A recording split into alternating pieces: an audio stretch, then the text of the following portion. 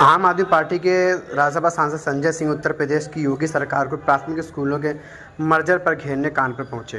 राज्यसभा सांसद संजय सिंह कानपुर की नरवल तहसील के लक्ष्मणपुर गांव पहुंचे और स्कूल मर्जर का विरोध किया। आप सांसद संजय सिंह का कहना है कि आम आदमी पार्टी के लंबे संघर्ष के बाद योगी सरकार थोड़ी पीछे हटी है। जब तक एक भी सरकारी स्कूल बंद रहेगा तब तक आम आदमी पार्टी की लड़ाई जारी रहेगी। जो स्कूल बंद हुए हैं उस गाँव में जाऊँगा और बच्चों और अभिभावकों से बात करूँगा।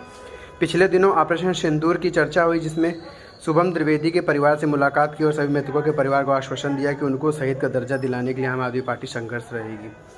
इसके तहत ऑपरेशन महादेव शुरू हुआ, जिसमें पहलगाम घटना के मास्टरमाइंड को मारने का केंद्र सरकार ने बोला। तो हमने कहा कि मृतकों के परिवार से इन तीनों की शिनाख्यात कराई जाए, तभी सच सामने आएगा। इसके अलावा बिहार में जो चुनाव घोटाला चल रहा है उसमें सामने आया कि तेजस्वी यादव का एमपी नंबर बदल गया है, कुत्ते का निवास प्रमाण पत्र बन रहा है, मरे हुए आदमी का फार्म जमा हो रहा है, 65 लाख लोगों को वोट काटा गया है। अब बिहार के चुनाव का कोई मतलब नहीं है। उत्तर प्रदेश में हम लोग SIR नहीं रोक पाए तो फिर बिहार चुनाव का कोई मतलब नहीं रह गया है। SIR और बीजेपी का मिला जुला आज़ादी के बाद से चुनाव आयोग का सबसे बड़ा घोटाला।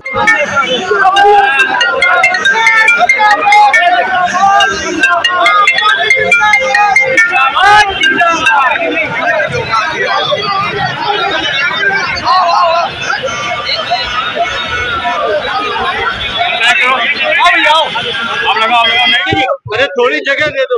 आम आदमी पार्टी के लंबे संघर्ष के बाद उत्तर प्रदेश की सरकार थोड़ा पीछे हटी है, लेकिन अभी भी हमारी लड़ाई जारी है। और स्कूलों को बंद करने का जो फैसला योगी सरकार का है, जब तक एक भी स्कूल बंद रहता है आम आदमी पार्टी की लड़ाई जारी रहेगी। और इसी अभियान के तहत आज मैं कानपुर आया हूँ। जो स्कूल बंद किए गए हैं उन गांवों में जाऊंगा और वहां बच्चों और उनके अभिभावकों से मुलाकात करूंगा। अभी हमारी लड़ाई स्कूलों को खुलवाने की ये जारी रहेगी। पिछले दिनों ऑपरेशन सिंदूर पे चर्चा हुई।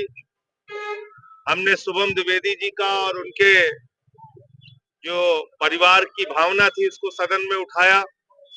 मांग की सरकार से कि उनको शहीद का दर्जा दिया जाए और जो भी 26 लोग मारे गए हैं पहलगाम में उनको शहीद का दर्जा दिया जाए।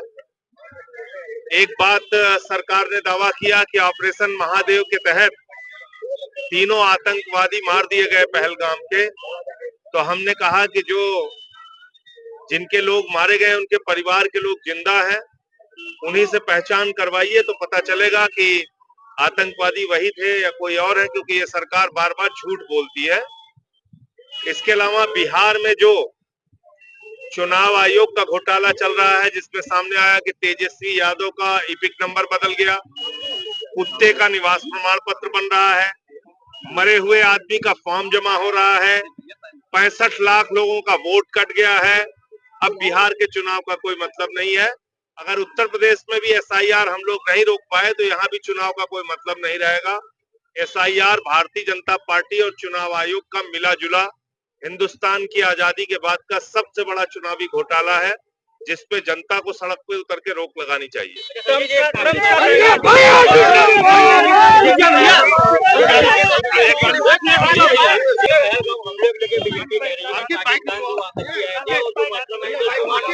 मैं तो कह रहा हूँ यहाँ शुभम द्विवेदी का परिवार है ना, उनसे पहचान करवा दीजिए कि हाँ ये वही आतंकवादी थे। इतनी बात मैं कह रहा हूँ, इतनी तो भाई मैं तो कह रहा हूँ आप उनसे उनको आत्मा को थोड़ी शांति मिलेगी। इनके परिवार के लोग जाके देख लें उन आतंकवादियों को।